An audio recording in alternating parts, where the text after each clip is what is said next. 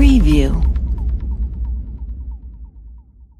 Trump announced in late July via Twitter that transgender individuals would no longer be allowed to enlist or serve in the military. Defense officials have indicated that they were caught off guard by the policy change. Washington. CNN. 5 active-duty transgender service members filed the first lawsuit Wednesday against President Donald Trump's directive expressed on Twitter to prohibit transgender individuals from serving in the armed forces.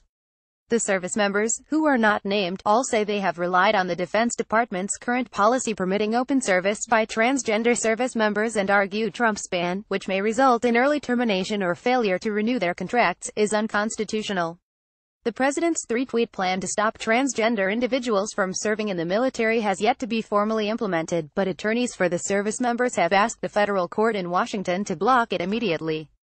Trump's directive has already resulted in immediate, concrete injury to plaintiffs by unsettling and destabilizing plaintiffs' reasonable expectation of continued service, they argue in a court filing, adding that the White House has turned Trump's tweets into official guidance, approved by the White House counsel's office, to be communicated to the Department of Defense. The Defense Department is still awaiting formal guidance on implementation from the White House, spokesman Lt. Col. Paul Haverstick told CNN. The Pentagon declined to comment on the lawsuit. Trump's decision reversed a policy initially approved by the Defense Department under the Obama administration that allowed transgender individuals to openly serve in the military.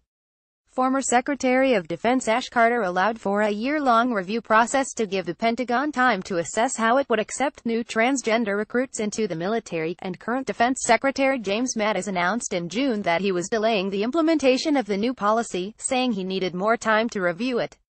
But the service members say the Obama-era policy created an expectation they relied on, including informing their commanding officers they are transgender and undergoing medical treatment related to gender transition. Because they identify themselves as transgender in reliance on the Obama-era earlier promise, plaintiffs have lost the stability and certainty they had in their careers and benefits, including post-military and retirement benefits that depend on the length of their service, attorneys for the service members wrote in the court filing. Plaintiffs have served honorably and successfully in the military since coming out as transgender, and their transgender status has not had any detrimental effect on their ability to serve or to fulfill their duties. CNN's Ryan Brown contributed to this report.